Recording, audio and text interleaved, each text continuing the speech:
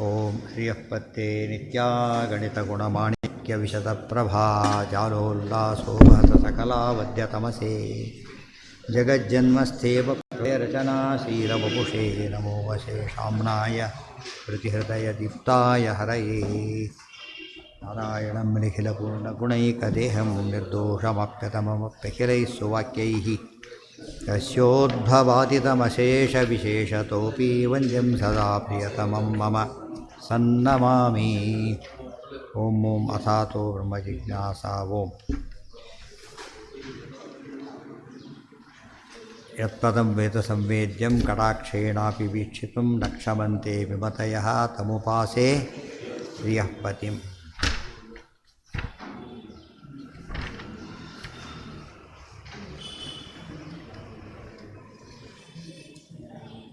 ಯಾವ್ದೀಗ last ಒಟ್ಟಿನ ಮೇಲೆ ತೀರ್ಮಾನ ಮಾಡ್ತಾರೆ. ಈಗ ಇದು ಮುಗಿದಿತ್ತು ಹಿಂದಿಂದು. ಅಕ್ಷಯೋ ಭಗವಾನ್ ವಿಷ್ಣು ಲಕ್ಷ್ಮ್ಯಾವಾಸೋ ಲಯೇ ಸ್ಥಿತಃ. ಒಂದು ಪದದಲ್ಲಿ ಎಷ್ಟು ಸೇರಿಸಿದ್ರು? ಅಕ್ಷಯೋ ಭಗವಾನ್ ವಿಷ್ಣು. ಅಕ್ಷಯೋ ಭಗವಾನ್ ವಿಷ್ಣು ಅಂದ್ರೇನು? ವಿಷ್ಣುವಿಗೆ ಲಯ ಇಲ್ಲ ಅಂತ ಅರ್ಥ. ಕ್ಷಯ ಅಂದರೆ ನಾಶ, ವಿಷ್ಣುವಿಗೆ ಲಯ ಇಲ್ಲ. ಮಹಾಲಕ್ಷ್ಮಿಗೆ ಅಂತ ಪ್ರಶ್ನೆ ಬಂತು.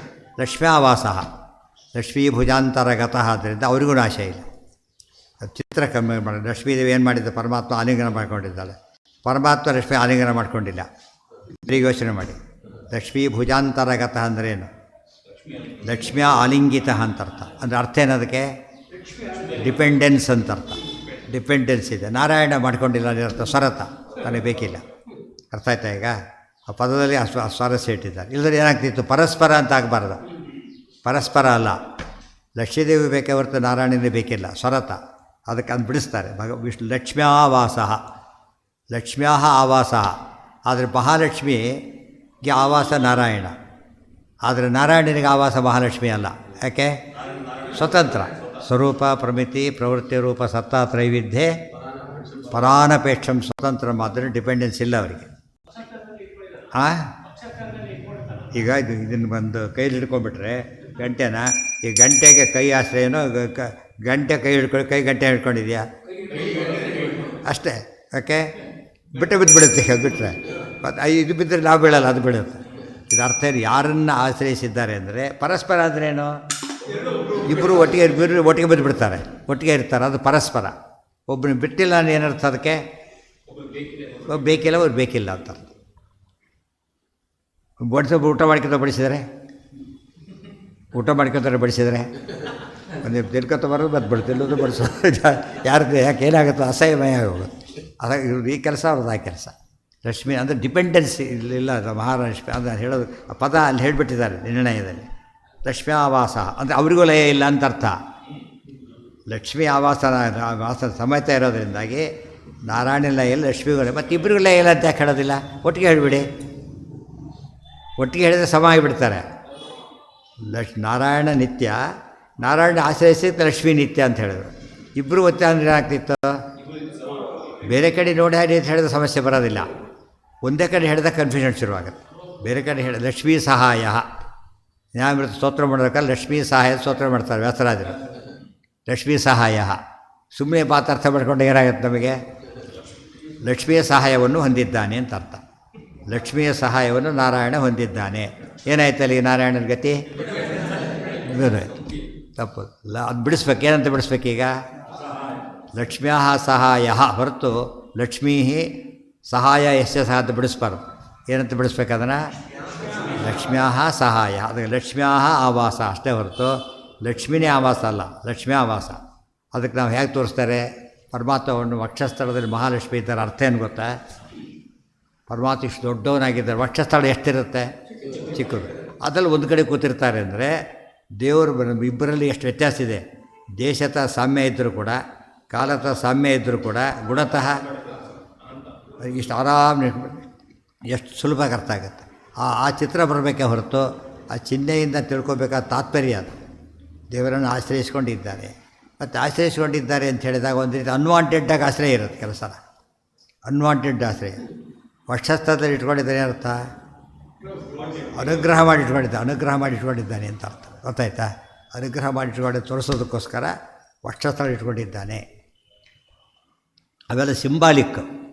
ನೋಡೋ ಚಿತ್ರ ಹೇಳ್ತಾರೆ, ಒಳಗೆ ತಾತ್ಪರ್ಯ ಇರೋದಲ್ಲಿ ಲಯೇ ಸ್ಥಿತ ಸ್ಥಿತ ಸ್ವಯಂ ಸ್ಥಿತ ಏಕವಚನ.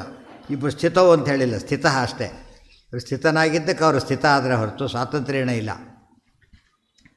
ಅನೇನ ಅಸಂಭವಸ್ತು ಸತೋ ಅನುಪಪತ್ತೇ ಅವೆಲ್ಲ ಸೇರಿಕೊಡ್ತು. ನಾತ್ಮ ಶ್ರುತೆ ನಿತ್ಯತ್ವಾಚತಾಭ್ಯ ಇತ್ಯಧಿಕರಣ ತಾತ್ಪರ್ಯ ಮುಕ್ತಂ ಭವತಿ. ಲಕ್ಷ್ಮ್ಯಾವಾಸ ಇತಿ ದೇವ್ಯಾಪಿ ಪ್ರಳಯೇ ಅವಸ್ಥಾನೋ ಉಕ್ತ್ಯ ವಿಯತ್ಪದೋಪಲಕ್ಷಿತಸ್ಯ ಭಕ್ಷಿತಾಯಾಹ ತಸ್ಯ ನ ಜೀವವಜ್ಜನನಮಿತಿ. ಈ ರೀತಿ ಹೇಳಿದ್ದರಿಂದ ಮಹಾಲಕ್ಷ್ಮಿ ಜನನ ಇದೆಯಲ್ಲ ಅಂತ ಕೇಳಿ ಏನೋ ಉತ್ತರ ಬಂತು? ಇಲ್ಲ ಅಂತಾಯಿತು. ಆದರೆ ಪೂರ್ತಿ ಇಲ್ಲ ಅಂತ ಆಗಲಿಲ್ಲ. ಆಶ್ರಯಿಸಿರೋದ್ರಿಂದ ಪರಾಧೀನ ವಿಶೇಷ ಆವಾಪ್ತಿ ಇದೆ ಅಂತಲೂ ಆಯಿತು. ಇದೆಲ್ಲ ನಾವು ಶಾಸ್ತ್ರೀಯವಾಗಿ ಪದ ನೋಡೋದಕ್ಕೂ ಸುಮ್ಮನೆ ನೋಡೋದಕ್ಕೆ, ಇವತ್ತು ಶಾಸ್ತ್ರ ಓದಿಯಲ್ಲ ಏನು ಅರ್ಥ ಮಾಡ್ತಾರೆ? ಸುಮ್ಮನೆ ಸಂಸ್ಕೃತ ಬಂಧವನ್ನು ಕೊಡ್ತಾರೆ. ಇದನ್ನು ಸುಮ್ಮನೆ ಸಂಸ್ಕೃತ ಬರುತ್ತವ್ರಿ, ಒಳ್ಳೆಯ ಸಂಸ್ಕೃತ ಪಂಡಿತ, ಶಾಸ್ತ್ರಜ್ಞ ಅಲ್ಲ. ಏನರ್ಥ ಹೇಳ್ತಾನಾಗ? ಭಗವಾನ್ ವಿಷ್ಣು ಅಕ್ಷಯ, ವಿಷ್ಣು ಲಕ್ಷ್ಮ್ಯಾವಾಸ, ಎರಡರ್ಥ ಮಾಡ್ತಾರೆ ಅವರು. ಯಾಕಂದರೆ ಒಂದು ಅರ್ಥಕ್ಕಿಂತ ಈ ಅರ್ಥನೇ ಮಾಡಿಬಿಡ್ತಾರೆ. ಏನಂತ? ಲಕ್ಷ್ಮಿಯೇ ಆವಾಸವಾಗಿದ್ದಾಳೆ, ಆವಾಸ ಸ್ಥಾನವಾಗಿದ್ದಾಳೆ. ಲಕ್ಷ್ಮಿ ದೊಡ್ಡವಳು. ಶ್ರೀಕಾರಾಯರು ಶ್ರೀಹಪ್ಪತ್ತೆ ಅಂತ ಯಾಕೆ ಶುರು ಮಾಡಿದ್ರು? ಉತ್ತರ ಅದೇನೆ. ಶ್ರೀಪತಿ ಅಂತ ಶುರು ಮಾಡಿಬಿಟ್ಟಿದ್ರೆ ಎರಡರ್ಥ ಬರ್ತಿತ್ತು. ಶ್ರೀಪತಿಯ ಶುರು ಮಾಡಿದರೆ ಶ್ರೀನೇ ಪತಿನೋ ಅಥವಾ ಶ್ರೀ ಇವನ ಪತಿನೋ ಅಂತ ಎರಡರ್ಥನೂ ಬರ್ತಿತ್ತು. ಬಿಡಿಸಿ ಹೇಳಿಬಿಟ್ರೆ ಬಿಡಿಸಿ ಹೇಳಿಬಿಟ್ರೆ ಗೊತ್ತ ಶ್ರೀಯಪತಿ ಅಂತ ಬಿಡಿಸ್ಬೇಕೆ ಹೊರತು ಶ್ರೀ ಹಿ ಪತಿ ಅಶ್ಯ ಅದು ಬಿಡಿಸ್ಬಾರ್ದು. ಆ ರೀತಿ ಟೀಕಾರ ಆ ರೀತಿ ಅಂಬಿಗೇಟಿ ಬರಬಾರ್ದು ಅಂತಲೇ ಏನು ಮಾಡಿದ್ರು ಅವರು? ಬಿಡಿಸಿ ಬರೆದು. ಇಲ್ಲಿ ಲಕ್ಷ್ಮೀ ಆವಾಸ ಬಿಡಿಸಿ ಬರೆದಿಲ್ಲ. ಇಲ್ಲಿ ಬರೀ ಸಂಸ್ಕೃತ ಬಂದವರು ಮಿಸ್ಗೈಡ್ ಆಗ್ತಾರೆ, ಗೊತ್ತಾಯ್ತಾ? ಶಾಸ್ತ್ರ ಬಂದರೆ ಮಿಸ್ಗೈಡ್ ಆಗೋದಿಲ್ಲ. ಲಯೇ ಸ್ಥಿತ, ಲಯದಲ್ಲಿ ಪ್ರಳಯ ಕಾಲದಲ್ಲಿ ಪರಮಾತ್ಮ ಇದ್ದಾನೆ. ವಿಯದ್ ಲಕ್ಷ್ಮೀ ಅಲ್ರಿ, ಲಕ್ಷ್ಮೀ ವಿಷಯನೇ ಬಂದಿಲ್ಲ. ಯಾಕೆ ಹೇಳ್ತೇನೆ ಅಂದರೆ ವಿಯತ್ ನವಿಯದ ಅಶ್ರುತೆ ಅಂತ ಬಂತು. ಅವ್ಯಾಕೃತ ಆಕಾಶಕ್ಕೂ ಕೂಡ ಏನಿದೆ ಅದನ್ನು ಹೇಳಿ ಲಕ್ಷ್ಮಿ ಆಗ್ತಂದರೆ ಅದು ಅಭಿಮಾನಿ ದೇವತೆ ಇವರೇ. ಅರ್ಥ ಆಯ್ತಾ? ಈಗ ಅಭಿಮಾನಿ ದೇವತೆ ಇವರೇ ಆದ್ದರಿಂದಾಗಿಯೇ ಅವ್ರ ವಿಷಯ ಹೇಳಿದರು ಅಷ್ಟೇ. ತತ್ಸೂಚಯತಿ ಮುಕ್ತ ಈ ರೀತಿ ಅದಕ್ಕೆಲ್ಲ ಹೇಳೋದಕ್ಕೋಸ್ಕರ ಮುಕ್ತಿ ಇಲ್ಲ ಅಂತ ಹೇಳಿದರು. ಮುಕ್ತೈ ಮುಂದೆ ಬರುತ್ತೆ. ಈಗ ಪ್ರಿಂಟ್ ಮಾಡಿಸ್ಬೇಕಾದ್ರೆ ಏನು ಮಾಡಿದ್ದಾರೆ ಇವರು? ಅರ್ಧಕ್ಕೆ ಪ್ರಿಂಟ್ ಮಾಡಿಸಿದ್ದಾರೆ, ಪೂರ್ತಿ ಸೇರಿ ಪ್ರಿಂಟ್ ಮಾಡಿಸ್ಬೇಕು ಶ್ಲೋಕಾಲ. ಅದರಲ್ಲಿ ಬೊಟ್ಟಿಗೆ ಸೇರಿಸ್ಬಿಟ್ಟಿದ್ದಾರೆ. ಅಥವಾ ಅದನ್ನು ಚೇಂಜ್ ಮಾಡಬೇಕು, ಇಲ್ಲಿ ತರಬೇಕಂದ್ರೆ. ಮುಕ್ತೈ ಸದಾ ಚಿಂತ್ಯಮಾನೋ ಬ್ರಹ್ಮಾದ್ಯೈಹಿ ತಾರತಮ್ಯಗೈಹಿ. ಮುಕ್ತಿಯವರು ಯಾವಾಗ ಜೊತೆಗಿಲ್ಲ, ದೇವರ ಜೊತೆಗೆ ಸದಾ ಚಿಂತಿತನಾಗಿದ್ದಾನೆ ಹೊರತು ಸದಾ ಜೊತೆಗಿಲ್ಲ. ಬ್ರಹ್ಮಾದ್ಯೈಹಿ ತಾರತಮ್ಯ, ಅವ್ರ ಜೊತೆ ದೇವರಿದ್ದಾನೆ, ಸ್ವಾರಸ್ಯ ಮರಿ ಬಿಡಬಾರ್ದು. ಇವರೆಲ್ಲ ಇದ್ದಾರೆ, ಆದರೆ ಇವರೆಲ್ಲ ದೇವ್ರ ಜೊತೆಗಿಲ್ಲ. ಆದರೆ ಸಮವ್ಯಾಪ್ತಿ ಇಲ್ಲ, ಗೊತ್ತಾಯ್ತಾ? ಸಮವ್ಯಾಪ್ತಿ ಇಲ್ಲ. ಬ್ರಹ್ಮಾದ್ಯೈಹಿ ತಾರತಮ್ಯಗೈಹಿ, ಅಲ್ಲಿಗೆ ಸುಮ್ಮನೆ ಆಗಬಾರ್ದೆ, ತಾರತಮ್ಯಗೈಹಿ ಅಂತ ಹೇಳಿದರು. ಬರೀ ಬ್ರಹ್ಮಾದ್ಯೈಹಿಂದ ಅಷ್ಟೇ ಹೇಳಿಬಿಟ್ಟಿದ್ರೆ ಬ್ರಹ್ಮಾದಿ ಎಲ್ಲರೂ ಈಕ್ವಲ್ ಅಂತಾಗೋದು. ಅವರಲ್ಲೂ ತಾರತಮ್ಯ ಇದೆ ಅಂತ ಹೇಳಿದರು. ತಥಾಪಿ ಸೃಷ್ಟಿ ಪ್ರಳಯ ಕ್ರಮ ಸಮರ್ಥನೇನ ಸೂಚಿತಂ ತಾರತಮ್ಯಂತು ತತ್ರಾಪಿ ನಾಪೈತೀತಿ ಅತಿಶಯನ ಉಕ್ತಂ ತಾರತಮ್ಯಗೈ ರೀತಿ. ಮುಕ್ತಿಯಲ್ಲಿ ತಾರತಮ್ಯ ಇಲ್ಲ ಅಂತ ತಪ್ಪು ತಿಳ್ಕೊಬಾರ್ದು ಅಂತ ಹೇಳೋದಕ್ಕೋಸ್ಕರ ಅದನ್ನು ಸೇರಿಸಿ ಹೇಳಿದರು. ವಿಪರ್ಯಯೇಣತ್ತು ಕ್ರಮೋ ಅತ ಇತಿ ಸೃಷ್ಟಿಕ್ರಮೋ ವಿಪರ್ಯೇಣ ಪ್ರಳಯೇ ಕ್ರಮೋ ಅಭೀತ ತತ್ರ ಕಸೃಷ್ಟೌ ಕ್ರಮ ಇತ್ಯತಃ ತಂ ದರ್ಶಯಿತ್ವಾ ಅನ್ಯದಧಿಕರಣ ತಾತ್ಪರ್ಯಮಾಹ ಪ್ರಕೃತಿರಿತಿ ದರ್ಶಯನ್ ವೇದಧಿಕರಣ ತಾತ್ಪರ್ಯವನ್ನು ಹೇಳ್ತಾರೆ. ಪ್ರಕೃತಿ ಪುರುಷ ಇದಿಷ್ಟು ತಾತ್ಪರ್ಯ. ಪ್ರಕೃತಿ ಪುರುಷ ಕಾಲೋ ವೇದಾಶ್ಚ ಇತಿ ಚತುಷ್ಟಯಂ. ಪ್ರಕೃತಿ ಪುರುಷ ಕಾಲ ವೇದ ಎಷ್ಟಾಯಿತು? ಅದಕ್ಕೆ ಚತುಷ್ಟಯಂ ಅಂತ ಕರೆದು. ಚತುಷ್ಟಯ ಸಾಮಾನ್ಯ ಎಲ್ಲಿ ಕೇಳಿರ್ತೀವಿ ನಾವು? ಚತುಷ್ಟಯ ಪದನ ಇನ್ನೊಂದು ದುಷ್ಟ ಚತುಷ್ಟಯ. ದುಷ್ಟ ಚತುಷ್ಟಯ ಅಂತ ಹೇಳ್ತಾರಲ್ಲ, ದುರ್ಯೋಧನ ದುಶ್ಯಾಸನ ಶಕುನಿ ಕರ್ಣ. ಅಥವಾ ತಷ್ಟ ಬರೀತಾರೆ, ಕರ್ಣ ಭಾವತೋ ನೈವ ದುಷ್ಟ. ಅದು ಸ್ವರೂಪದಲ್ಲಿ ದುಷ್ಟ ಅಲ್ಲ, ಈಗ ಮಾತ್ರ ದುಷ್ಟ. ಉಳಿದವರು ಸ್ವರೂಪದ ದುಷ್ಟ. ಚತುಷ್ಟಯ ಯಾವ ಚತುಷ್ಟಯ ಅಂದರೆ 4 ಚತುಷ್ಟಯ, 4 ಇವೆ. ಧರ್ಮಾದಿ ಚತುಷ್ಟಯ ಅವು ಮೋಕ್ಷ ಪುರುಷಾರ್ಥಗಳು. ನಿತ್ಯಂ ಸ್ವರೂಪತೋ ವಿಷ್ಣೋ ವಿಶೇಷಾವಾಪ್ತಿ ಮಾತ್ರತಃ. ಒಟ್ಟು ತಾತ್ಪರ್ಯ ಉಳಿದವರೆಲ್ಲ ವಿಶೇಷಾವಾಪ್ತಿ ಮಾತ್ರ ಇದೆ ಆ 4ಕ್ಕೆ. 4 ನಿತ್ಯ ಅಂತ ಹೇಳಿದರೆ ವಿಷ್ಣುನ ಹೇಳಿಲ್ಲ ಅಂದರೆ ಹೌದು, ಆತನ ಅಬ್ಸಲ್ಯೂಟ್ ನಿತ್ಯ. ಇವರೆಲ್ಲ ವಿಶೇಷ ಪರಾಧೀನ ವಿಶೇಷಾವಾಪ್ತಿ ರೂಪ. ಒಂದು ಸೃಷ್ಟಿ ದೇವರಿಗಿದೆ, ದೇವರಿಗೆ ಯಾವ ಸೃಷ್ಟಿಯೂ ಇಲ್ಲ. ಅದರಿಂದಾಗಿ ನಿತ್ಯ. ಉತ್ಪತ್ತಿ ಮತಿಥಿ ಪ್ರೋಕ್ತಂ ಲಕ್ಷ್ಮೀ ತದಭಿಮಾನಿನಿ. ಲಕ್ಷ್ಮೀ ವಿಷಯ ಹೇಳಲಿಲ್ಲ ಅಂದರೆ ಆಕಾಶಕ್ಕೆ ಹೇಳಿದ ಮೇಲೆ ಲಕ್ಷ್ಮಿ ಹೇಳಿದಾಗಾಯಿತು. ಯಾಕೆ? ಅಭಿಮಾನಿ ಆಗಿದ್ದರಿಂದ. ತಥೋ ಜಾತಃ ಪುಮಾನ್ ನಾಮ ಬ್ರಹ್ಮಾಶ್ಯಾಂ ವಾಸುದೇವತಃ. ಅನಂತರ ಪುರುಷ ಅಂತಕ್ಕಂಥ ಇವರು ಹುಟ್ಟಿದರು. ಇದೆಲ್ಲ ಎಲ್ಲಿ ಬಂದಿದೆ? ಡೀಟೇಲ್ಸ್ ತಾತ್ಪರ್ಯದಲ್ಲಿ ಹೇಳ್ತಾರೆ. ಪುರುಷೋ ವಿರಿಂಚ ಸೂತ್ರಂ ಸ ವಾಯು. ವಾಸುದೇವ ರೂಪದ ನಾರಾಯಣ, ಮಾಯಾರೂಪದ ಲಕ್ಷ್ಮೀದೇವಿಯ ಮಗನೇ ಬ್ರಹ್ಮದೇವರು. ಅವ್ರಿಗೇನಂತ ಹೆಸರು? ಪುರುಷ ಅಂತ ಹೆಸರು. ಸಂಕಷ್ಟ ರೂಪದ ನಾರಾಯಣ, ಜಯಾರೂಪದ ಮಹಾಲಕ್ಷ್ಮಿ, ಅವ್ರ ಮಗ ಅವ್ರಿಗೇನಂತ ಹೆಸರು? ಸೂತ್ರ ಅಂತ ಹೆಸರು. ಪುರುಷೋ ಸೂತ್ರಂ ಸ ವಾಯು ಪುರುಷೋ ವಿರಿಂಚ. ಅದೆಲ್ಲ ಓದ್ಕೋಬೇಕು. ತಾತ್ಪರ್ಯ ಓದೋದ್ರೆ ಕ್ಲಾರಿಟಿ ಬರೋದಿಲ್ಲ. ಓದ್ದೇನೆ ಮಂಗಳ ಮಾಡಿದರೆ ಪೂರ್ತಿ ಮಂಗಳ ಆಗಲಿಲ್ಲ ಅಂತ ಅರ್ಥ. ಅದನ್ನು ಓದಬೇಕು. ತಥೋ ಜಾತಃ ಪುಮಾನ್ ನಾಮ ಬ್ರಹ್ಮ ಅಸ್ಯಾಂ ವಾಸುದೇವತಃ. ನೋಡಿ, ವಾಸುದೇವ ಅಂತ ಹೇಳಿದರು. ಯಾವ್ದು ಹೇಳಿಲ್ಲ? ಜಯ ಮಾಯಾ ಅಂತ ಹೇಳಲಿಲ್ಲ. ಮದ್ದು ದೇವರು ಅಂದರು, ನಾರಾಯಣ ಅಂದರು, ವಾಸುದೇವ ಅಂದರು. ಕ್ಲಾರಿಟಿ ಬಂತು. ಲಕ್ಷ್ಮಿಗೆ ಅದು ನೋಡಿ ತಿಳ್ಕೊಡಿ ಅಂತ ಅರ್ಥ. ಮತ್ತೆ ಸೂತ್ರಾತ್ಮ ಪ್ರಾಣನಾಮ ಚ ದೇವ್ಯೋ, ಅದನ್ನು ಹೇಳಿದರು. ಪುರುಷವು ದೇವ್ಯೋ ಪ್ರಕೃತಿ ಮಾನಿನಿ. ಸೂತ್ರ ಅಂತ ಅವ್ರಿಗೆ ಹೆಸರು ಪ್ರಾಣದೇವರಿಗೆ. ಪ್ರಕೃತಿಗೆ ಏನಂತ ಹೆಸರು? ದೇವ್ಯವ್. ದೇವ್ಯವ್ ಶಬ್ದಕ್ಕೆ ಎರಡು ಅರ್ಥ. ಲಕ್ಷ್ಮೀದೇವಿ ಇಬ್ಬರು ಪ್ರಕೃತಿಯೇ ಅಂತ ಒಂದು ಅರ್ಥ. ಸರಸ್ವತಿ ಭಾರತೀಯರು ಇಬ್ಬರು ಕೂಡ ಪ್ರಕೃತಿ ವಾಚಿ ಇನ್ನೊಂದು ಅರ್ಥ. ದೇವ್ಯವ್, ಸರಸ್ವತೀ ದೇವಿ ಮತ್ತು ಭಾರತೀ ದೇವಿ ಇಬ್ಬರು ಸೇರಿ ದೇವ್ಯವ್ ಆಯಿತು. ತಥೋ ರೂಪಂ ಮಹಾನಾಸ ಬ್ರಹ್ಮಣೋ ಅಹಂಕೃತಿ ಶಿವ. ಮಹತ್ತತ್ವ ಅಭಿಮಾನಿ ದೇವತ್ವ ಕೊಟ್ಟರು, ದೇವತಾತ್ವ ಕೊಟ್ಟರು. ರುದ್ರದೇವರಿಗೆ ಅದನ್ನು ಕೊಟ್ಟರು. ಅವ್ರ ಮಕ್ಕಳಾದ್ದರಿಂದ.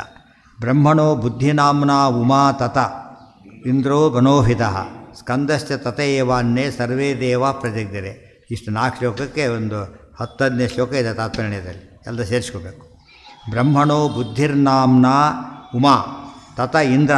ಆಮೇಲೆ ಬುದ್ಧಿ ಅಭಿಮಾನಿ ದೇವತೆ ಯಾರು ಅಂದರೆ ಉಮಾದೇವಿ.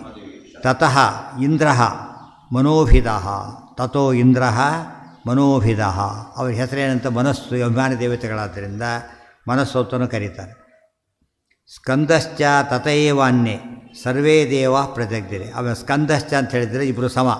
ಇಂದ್ರ ಒಟ್ಟಿಗೆ ಹೇಳಲಿಲ್ಲ, ಪದಪ್ರಯುಕ್ತ ಸ್ವಲ್ಪ ವ್ಯತ್ಯಾಸ ಇರೋದರಿಂದ ನೆಕ್ಸ್ಟ್ ಲೈನ್ ಮಾಡಿ. ತಥೈವ ಅನ್ಯೇ ಸರ್ವೇ ದೇವ ಪ್ರಜಗ್ದಿರೆ. ಅನಂತರ ಉಳಿದೆಲ್ಲ ದೇವತೆಗಳು ಕ್ರಮದಲ್ಲಿ ಅವತಾರ ಮಾಡಿದ್ದಾರೆ. ಅದನ್ನು ಹೇಳಲೇ ಇಲ್ಲ ಪೂರ್ತಿ, ಅಲ್ಲಿಂದಲೇ ತಿಳ್ಕೋಬೇಕು. ತದಭಿಮಾನಿನಿ ಲಕ್ಷ್ಮೀಶ್ಚ ಏವಮಿತ್ಯರ್ಥ. ತತಃ ತದನಂತರಂ ಪ್ರಾಣನಾಮ ಸಂಕರ್ಷಣ ಎಲ್ಲ ಬರೆದ್ರೆ ಈಗ ದೇವ್ಯೋ ಸರಸ್ವತಿ ಭಾರತ್ಯೋ ಪ್ರಕೃತಿ ಮಾನಿನಿ. ಪ್ರಕೃತಿ ಮಾನಿ ತತ್ವನ್ಯಾಸ ಮಾತ್ರನ್ಯಾಸ ಮಾಡಬೇಕಾಗಿ ಇಬ್ಬರು ಹೇಳಬೇಕಾಗೇನೆ. ಗೊತ್ತಾಯ್ತಾ? ಅವು ಇಬ್ಬರಿಗೆ ಏನಂತ ಹೇಳಬೇಕು? ಪ್ರಧಾನಕ್ಕೆ ಪ್ರಧಾನ ಅಂದ್ರೆ ಒಂದೇ, ಪ್ರಕೃತಿ ಅಂದ್ರೆ ಒಂದೇ ಪದಗಳು. ಮಹತ್ತಿಗಿಬ್ಬರು ಹೇಳಬೇಕು ಮತ್ತೆ ಬ್ರಹ್ಮವಾಯುಗಳನ್ನು. ಗೊತ್ತಾಯ್ತಾ? ತತ್ವನ್ಯಾಸ ಮಾತ್ರ ಕನ್ಯಾಸ ಮಾಡಬೇಕಾದ್ರೆ ಅವೆಲ್ಲ ಗೊತ್ತಾಗುತ್ತೆ. ಮೊದಲು ಮಾಡಿದವರಿಗೆ ಓದಿದಾಗ ಕ್ಲಾರಿಟಿ ಬರುತ್ತೆ. ಮೊದಲಕ್ಕೆ ಓದಿದವರಿಗೆ ಆ ಕ್ಲಾರಿಟಿ ಬರುತ್ತೆ. ತತಃ ಮೊದಲೇ ಓದಬೇಕು ಆಮೇಲೆ ಓದಬೇಕು ಹೇಳಿ ನೋಡೋಣ. ಮೊದಲೇ ಓದಬೇಕು. ತತ್ವನ್ಯಾಸ ಓದೋಕ್ಕಿಂತ ಮುಂಚೆ ಓದಬೇಕು. ತತ್ವನ್ಯಾಸ ಮಾಡಿ ಆದಮೇಲೆ ಓದಬೇಕು. ಆದ್ದರಿಂದ ನಾವು ಎಷ್ಟೋ ಓದಿಲ್ಲ ಆದರೆ ಎಲ್ಲ ಬಿಟ್ಟುಬಿಡ್ಬೋದು ಅಂತ ಆಯಿತು. ಹೌದಲ್ಲ? ಓದಿರೋದೇ ಜಾಸ್ತಿ. ಮೊದಲು ಮಾಡಿರಬೇಕು, ಆಮೇಲೆ ಅರ್ಥ ಆಗುತ್ತೆ. ಸಂಧ್ಯಾವಂದನೆ ಮಾಡಿದ್ರೆ ಅರ್ಥ ತಿಳ್ಕೊತೀರೋ, ಅರ್ಥ ತಿಳ್ಕೊಳ್ಳೋ ಸಂಧ್ಯಾವಂದನೆ ಮಾಡ್ತೀರಾ? ಕೆಲವ್ರ ವಾದ ಹಾಗೆ. ನಮ್ಮ ಪ್ರಿನ್ಸಿಪಲ್ ಏನಂದರೆ ಅರ್ಥ ತಿಳ್ಕೊಳ್ಳೋದು ಯಾವುದನ್ನು ಮಾಡಬಾರ್ದು. ನಮಗೆ ಸಂಧ್ಯಾವಂದನೆ ಅರ್ಥ ಆಗಿಲ್ಲ, ಸದ್ಯಕ್ಕೆ ಅರ್ಥ ಆಗೋ ಸ್ಥಿತಿ ಇಲ್ಲ ಆದ್ದರಿಂದ ಸಂಧ್ಯಾವಂದನೆಯೂ ಇಲ್ಲ ಅಂತ ಹೇಳ್ತಾರೆ. ತಪ್ಪದು. ಎರಡು ಏನಾಗುತ್ತಾಗ ಅನ್ಯೋನ್ಯಾಶ್ರಯ. ಸಂಧ್ಯಾವಂದನೆ ಮಾಡಿದವತ್ತು ಅರ್ಥ ಆಗಲ್ಲ, ಅರ್ಥ ಆಗದ ಹೊರತು ಸಂಧ್ಯಾವಂದನೆ ಮಾಡೋದಿಲ್ಲ. ಆದ್ದರಿಂದ ಎರಡೂ ಇಲ್ಲ ಅಂತಾಗುತ್ತೆ. ಹಾಗೆ ಮಾಡಬಾರ್ದು. ಮಕ್ಕಳಿಗೆಲ್ಲ ಅರ್ಥ ಆಗೋದಿಲ್ಲ. ಏನು ಬೇಕು ಅವರಿಗೆ? ಈ ಪ್ರೈಮರಿ ಸ್ಕೂಲ್ ಇದೇ ಪದ್ಧತಿ ಹೇಳ್ಕೊಡೋದು. 2+2 4 ಯಾತಕ್ಕಾಗುತ್ತೆ? ಫಸ್ಟಿಗೆ ಕಡೆ ಬೈದುಬಿಡ್ತಾರೆ ಅವರು. ಯಾಕೆ? ಸುಮ್ಮನೆ ಹೇಳಿದಷ್ಟು ಹೇಳೋ ಅಷ್ಟೇ. ಅಲ್ಲೆಲ್ಲ ಬರೀ ಡೇಟಾ ಸಪ್ಲೈ ಮಾಡ್ತಾ ಹೋಗ್ತಾರೆ. ಆಮೇಲೆ ಏನಾಗುತ್ತೆ? ಮುಂದೆ ಅದರ ನಿರ್ಣಯಗಳೆಲ್ಲ ಎಲ್ಲ ಮಿಕ್ಸಪ್ ಮಾಡಿಬಿಟ್ರೆ ಅರ್ಥನೇ ಆಗೋದಿಲ್ಲ. ಆದ್ದರಿಂದ ಮಾಡಿಲ್ಲ ಅವರು. ತತಃ ಪೂರ್ವತರಃ ಶ್ರೇಯಾನ್ ಗುಣೈ ಸರ್ವೈ ಒಂದು ಜನರಲ್ಲೂ ಯಾರ ಬದಲು ಅವತಾರ ಮಾಡಿದ್ದಾರೋ ಸೃಷ್ಟಿಯಲ್ಲಿ ಇಲ್ಲೆಲ್ಲ ಅವರು ಶ್ರೇಷ್ಠ. ಮೂಲ ರೂಪದಲ್ಲಿ ಯಾರು ಅವತಾರ ಫಸ್ಟ್ ಮಾಡಿದ್ದಾರೋ ಅವರು ಅನಂತರದವರಿಗಿಂತ ಶ್ರೇಷ್ಠ. ಅನಂತರ ಮಾಡಿದವರು ಮೊದಲವರಿಗಿಂತ ಕಡಿಮೆ. ಇದು ಯಾವುದೋ ಫುಲ್ ನಿಯಮ ಇದೆ. ವೆರಿ ಇಂಪಾರ್ಟೆಂಟ್, ಇದು ಮರಿಬಾರದು. ಆಮೇಲೆ ಎರಡನೇದು, ಇದು ದಿವಸದ ಕೌಂಟ್ ಆಗೋಲ್ಲ. ಯಾವುದು ಕೌಂಟ್ ಆಗುತ್ತೆ? ಸೃಷ್ಟಿಯಲ್ಲಿ ಮಾತ್ರ ಕೌಂಟ್ ಆಗೋದು. ಬರಿದ್ದಾನೆ ಕ್ಲರ್ಕ್ ಪೋಸ್ಟ್ ಮೇಲೆ ಅಪಾಯಿಂಟ್ ಇದು ಮಾಡ್ಕೊಂಬಿಟ್ಟ, ರಿಪೋರ್ಟ್ ಮಾಡ್ಕೊಂಡ. ಆಫೀಸರ್ ಆಮೇಲೆ ರಿಪೋರ್ಟ್ ಮಾಡ್ಕೊಂಡ. ಯಾರು ಶ್ರೇಷ್ಠ ಇದರಲ್ಲಿ? ಅಲ್ಲ. ಗೊತ್ತಾಯ್ತು? ಅದೇ ಕೇಡ್ರಲ್ಲಿ ಮೊದಲು ಮಾಡ್ಕೊಂಡು ಅವಾಗೇನಾಯಿತು? ಅವ್ರು ಸೀನಿಯರ್ ಆಗಿಬಿಡ್ತಾರೆ. ಒಂದು ಹೆಚ್ಚು ಕಡಿಮೆ ಬಂದಾಗ ಅವ್ರು ಸೀನಿಯಾರಿಟಿ ಹೋಯಿತು ಅಂತ. ಇವ್ರಿಗೆ ಹಾಗಾಗೋದಿಲ್ಲ. ಒಂದು ವರ್ಷ ಹೆಚ್ಚು ಕಡಿಮೆ ಆದರೂ ಸೀನಿಯಾರಿಟಿ ಹೋಗೋದಿಲ್ಲ. ತೇಜೋ ಅತಃ ತದಭಿಧ್ಯಾನಾತ್ ಇತ್ಯಾದೇಹೇ ತಾತ್ಪರ್ಯಮಃ ತೇಭ್ಯಶ್ಚೇತಿ. ಮುಂದೆ ತೇಜಸ್ಸು ಎಲ್ಲ ಹೇಳ್ತಾರಲ್ಲ ಅಂದರೆ ಎಲ್ಲದಕ್ಕೂ ಅರ್ಥ ಮಾಡ್ಕೋಬೇಕು ಅಂತ ಹೇಳಿದರು. ಶ್ರೇಯಾನಿತಿ ವರ್ತತೆ ಸಮಸ್ತಶಃ ಇತಿ ಪಂಚಮ್ಯಂತಂ ಅತ್ರವಾ ಸಂಬದ್ಧತೆ.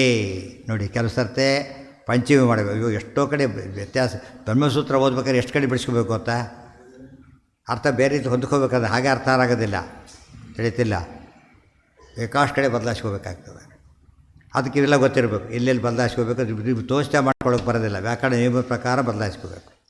ಸಮಸ್ತಶಃ ಇತಿ ಪಂಚಮ್ಯಂತಮತ್ರವಾ ಸಂಬದ್ಧತೆ. ಸರ್ವಸ್ಯ ಜನ್ಮಲಯೋ ಪರಮೇಶ್ವರಾಯತ್ತೋ ಇತಿ ಉಕ್ತಂ. ಎಲ್ಲರಿಗೂ ಜನ್ಮ ಮತ್ತು ಲಯ ಇದ್ದೇ ಇದೆ. ಬಟ್ ಯಾರ ಅಧೀನ?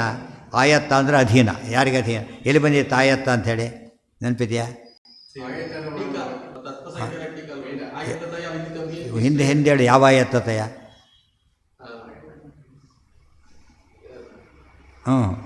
ಸುಳ್ಳು ಬೈ ಮೇಲೆ ಕೊಡಗಾಯ್ತು. ಸುಳ್ಳು ಕೂತಿದ್ರೆ ಏನಾಗ್ತಿರ್ಲಿಲ್ಲ. ಏನಾಯ್ತು ಈಗ? ಪರತಂತ್ರ ಪ್ರೇಮ ಸ್ವತಂತ್ರ ಪ್ರಮೇಯ ಆಯತ್ತತೆಯ ವಿದಿತಂ ಹಿ ನಿಶ್ರೇಯಸಾಯ ಭವತಿ. ಅಂದರೆ ಯಾವುದೇ ಪರತಂತ್ರ ಅರ್ಥ ಮಾಡ್ಕೋಬೇಕಾದ್ರೆ ಸ್ವತಂತ್ರ ಪ್ರಮೇಯದ ಅಧೀನ ಅಂತ ತಿಳ್ಕೊಂಡು ಹೋದಾಗ ಮಾತ್ರ ಅದು ಮೋಕ್ಷಕ್ಕೆ ಕಾರಣ ಆಗುತ್ತೆ, ಹೊರತಿಲ್ದವರ ಕಾರಣ ಆಗೋದಿಲ್ಲ. ಗೊತ್ತಾಯ್ತಾ? ಪ್ರತಿಯೊಂದನ್ನು ಯಾವ ಪಾರ್ಟ್ ಮಾಡಬೇಕು? ಸ್ವತಂತ್ರ ಮೇನ್. ಸ್ವತಂತ್ರಕ್ಕೆ ಲಿಂಕ್ ಮಾಡಿ ನೋಡ್ತಿರ್ಬೇಕು ಯಾವಾಗಲೂ, ಪ್ರಕೃತಿ ರೀತಿ. ಪರಾತ್ತು ತಚ್ಛ್ರುತೇ ಇತ್ಯಾದಿನ ಪರಾತ್ತು ತಚ್ಛ್ರುತೇ. ಪರಾತ್ತು ತತ್ ಶ್ರುತೇ. ಎಲ್ಲವೂ ಯಾರಿಂದ? ಪರಾತ್ ಹರಿರೇವ ಪರಃ, ದೇವರಿಂದ. ತತ್ ಅದಕ್ಕೇನು ಆಧಾರ? ಶ್ರುತೇ, ವೇದಾಧಾರ. ತೇನ ವಿನಾ ತೃಣಮಪಿ ನ ಚಲತಿ. ಸೂತ್ರ ಅಷ್ಟು ಕಾಂಪ್ಯಾಕ್ಟಾಗಿ ಬಂತು. ಪ್ರವೃತ್ತಿಶ್ಚ ತತ್ವಾತ್ಪರ್ಯಮಃ ತದಧೀನ ಇತಿ. ತದಧೀನ ಇಮೇ ಸದಾ ಜನ್ಮ ಸ್ಥಿತಿ ಲಯ ಅಜ್ಞಾನ ನಿಯತಿ ಸಂಜ್ಞಾನ ಸಂಸ್ಕೃತಿ ಮೋಕ್ಷಶ್ಚ. ಅವಾಗೇನು ತಿಳಿ ಸೃಷ್ಟಿ ಒಂದವರ ಅಧೀನ ಅಂತ ತಿಳ್ಕೊಂಡ್ಬಿಡಬೇಡಿ, ವಿಷ್ಣು ಅಧೀನ ಅಂತ ಹೇಳ್ತಾರೆ. ಜನ್ಮ ಸ್ಥಿತಿ ಲಯ ಅಜ್ಞಾನ ನಿಯತಿ ಜ್ಞಾನ ಸಂಸ್ಕೃತಿ ಮೋಕ್ಷ ಹೇಳಿದ್ದು ಒಂದು ಹೇಳಿದ್ರು, ಉಳಿದ್ಬಿಟ್ಟು ಉಳಿದೆಲ್ಲ ಸೇರಿಸಿದ್ರು. ಈಗ ಇಷ್ಟು ದೇವರ ಅಧೀನನೇ. ಈಗ ಉಳಿದವ್ರು ಏನು ತಿಳ್ಕೊತಾರೆ? ಸೃಷ್ಟಿ ಬ್ರಹ್ಮದೇವರ ಅಧೀನ, ಸ್ಥಿತಿ ವಿಷ್ಣುವಿನ ಅಧೀನ, ಲಯ ಇವರ ಅಧೀನ ಅಂತ ತಿಳ್ಕೊತಾ. ಹಾಗಲ್ಲ, ಇಷ್ಟು ವಿಷ್ಣುವಿನ ಅಧೀನ. ಹಾಂ, ಇಮೇ ಜನ್ಮಾದ್ಯ ಮೋಕ್ಷಾಂತಹ ಭಾವ. ಜನ್ಮದಿಂದ ಪ್ರಾರಂಭ ಮಾಡಿ ಮೋಕ್ಷದವರಿಗೆ ಏನಿವೆ ವಿಷ್ಣು ಭಗವದಧೀನ. ಏತೇಷಾಮಿತಿ ವಕ್ಷ್ಯಮಾಣ. ಮತ್ತು ಇದಕ್ಕೆ ಶ್ಲೋಕ. ಉತ್ಪತ್ತಿ ಸಂಹಾರ ನೀತಿರ್ಜ್ಞಾನಮಾವೃತಿ ಬಂಧಮೋಕ್ಷ ವಿಷಯಸ್ಮಾತ್ ಪುರುಷಾತ್ ಶಾರೀರೇಕರಾಟ್ ಸಂಬದ್ಧತೆ. ದ್ವಂದ್ವೈಕವದ್ಭಾವೇಪಿ ನಪುಂಸಕತ್ವಾಭಾವ ಛಾಂದಸಃ. ಇಲ್ಲೊಂದು ನಿಯಮ ಇದೆ.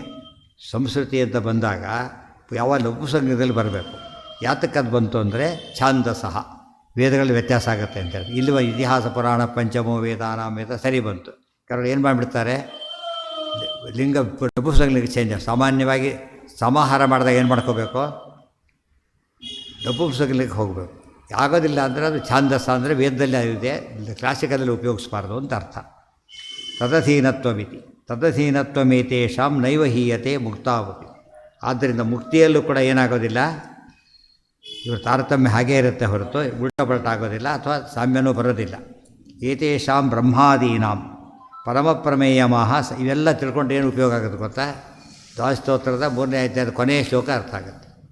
ಚತುರಾನನ ಪೂರ್ವ ವಿಮುಕ್ತಗಣ ಹರಿಮೆತ್ಯತು ಪೂರ್ವವದೇವ ಸದಾ ನಿಯತೋಚ್ಚ ವಿನೀಚತೆ ಇವ ನಿಜಾಂ ಸ್ಥಿತಿಮಾಪುರಿತಿ ಸ್ವ ಪರಂ ವಚನಂ.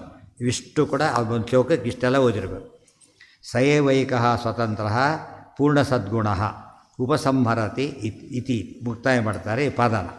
ಇತಿ ಶ್ರುತಿ ಉಪಪತ್ತಿಭ್ಯಾಂ ಪಾದೇ ಅಸ್ಮಿನ್ ಪ್ರಭುಣ ಊದಿತಂ. ಶ್ರುತಿ ಮತ್ತು ಉಪಪತ್ತಿಗಳು ಕೊಟ್ಟು ಇಷ್ಟೆಲ್ಲ ಹೇಳಿದ್ದಾರೆ. ಆದ್ದರಿಂದ ಶ್ರುತಿಗಳಿಗೆ ವಿರೋಧ ಇಲ್ಲ ಅಂತ ಅರ್ಥ. ಶ್ರುತಿಗಳಿಗೆ ಯುಕ್ತಿಗೂ ಸರಿಯಾದ ಯುಕ್ತಿಗೂ ಶ್ರುತಿಗೂ ಏನಿಲ್ಲ, ವಿರೋಧ ಇಲ್ಲ. ಇದು ಶ್ರೀಮದ್ ಆನಂದತೀರ್ಥ ಭಗವತ್ಪಾದಾಚಾರ್ಯ ವಿರಚಿತೆ ಶ್ರೀಮದ್ ಬ್ರಹ್ಮಸೂತ್ರಾನುವ್ಯಾಖ್ಯಾನೆ ದ್ವಿತೀಯಾಧ್ಯಾಯಸ್ಯ ತೃತೀಯ ಪಾದ. ಅಲ್ಲಿ ಮುಕ್ತಾಯ ಆಯಿತು. ನಾಡಿಂದು ವಂಡರು. ಏನು ವಂಡರು ಗೊತ್ತಾ? ಒಂದೇ ದಿವಸಕ್ಕೆ ಒಂದು ಪಾದ ಮುಗಿದೋಗ್ಬಿಡುತ್ತೆ. ಒಂದೇ ದಿವಸಕ್ಕೆ ಒಂದು ಪಾದ ಮುಗಿಯುತ್ತೆ, ಗೊತ್ತಾಯ್ತಿಲ್ಲ. ಆಮೇಲೆ ನಾನು ಒಂದು ಪಾದ ಬ್ರಹ್ಮಸೂತ್ರ ಅನುವ್ಯಾಖ್ಯಾನ ಓದಿದ್ದೇನೆ ಅಂತೇಳಿ ಪರೀಕ್ಷೆ ಕೊಡ್ತೀನಿ ಅಂತ ಹೋಗ್ಬಿಡೋದು. ಒಂದೇ ಪುಟ, ಗೊತ್ತಾಯ್ತಿಲ್ಲ. ಪೂರ್ತಿ ಬಾಯಿಪಾಠ ಒಪ್ಪಿಸ್ಬಿಡೋದು ಬೇಕಾದ್ರೆ, ಹೌದಲ್ಲ. ಒಂದೇ ಪುಟನೇ ಸಣ್ಣ ಮಾಡಿಸಿದ್ರೆ ಕಾರ್ಡ್ಸ್, ಪೋಸ್ಟ್ ಕಾರ್ಡ್ಸ್ ಇದ್ರಲ್ಲಿ ಮುಗಿಯುತ್ತೆ ಅಷ್ಟೇ. ಅದು 3ನೇ ಅಧ್ಯಾಯ ತುಂಬ ದೊಡ್ಡ. ಅದಕ್ಕೆ ಅದೆಲ್ಲ ಕೇಳಬಾರ್ದು. ಒಂದು ಪದ ಪರೀಕ್ಷೆ ಕೊಡ್ತೀನಿ, ಪೂರ್ಣ ಪರೀಕ್ಷೆ ಕೊಡ್ತೀನಿ ಅಂತೇಳಿ ನೀವು ಕೊಟ್ಬಿಟ್ರೆ ಮುಗೀತು. ಓಂ ನಾರಾಯಣಂ ನಿಖಿಲಪೂರ್ಣಗುಣೈಕದೇಹಂ ನಿರ್ದೋಷಮಾಪ್ಯತಮಮರ್ಪಿರೈಃ ಸುವಾಕ್ಯೈಃ ಹಸ್ಯೋದ್ಭವಾದಿತಮಶೇಷವಿಶೇಷತೋಪಿ ವಂದ್ಯಂ ಸದಾ ಪ್ರಿಯತಮಂ ಮಮ ಸನ್ನಮಾಮಿ. ಸೊ ನಾಳೆಗೆ ಇದು ಮುಗಿಯುತ್ತೆ, 2ನೇ ಅಧ್ಯಾಯನೂ ಮುಗಿಯುತ್ತೆ. 4ನೇ ಪಾದ ಮುಗಿಯೋದ್ರಿಂದ 2ನೇ ಅಧ್ಯಾಯ ಆಮೇಲೆ ಪುಸ್ತಕ ಬೇರೆ ತರಬೇಕು. ಆಮೇಲೆ ನಾಡಿದ್ದ ಪುಸ್ತಕ ರೆಡಿ ಮಾಡಿಕೊಳ್ಳಿ, 3ನೇ ಅಧ್ಯಾಯದ ಪುಸ್ತಕ ತರಬೇಕು. ಹೌದು, ಭಾಷೆ ಜಾಸ್ತಿ ಅಲ್ಲ, ಪ್ರತಿ ಸೂತ್ರ ಬೇಕು ಅಂದರೆ ಭಾಷ್ಯಕ್ಕೆ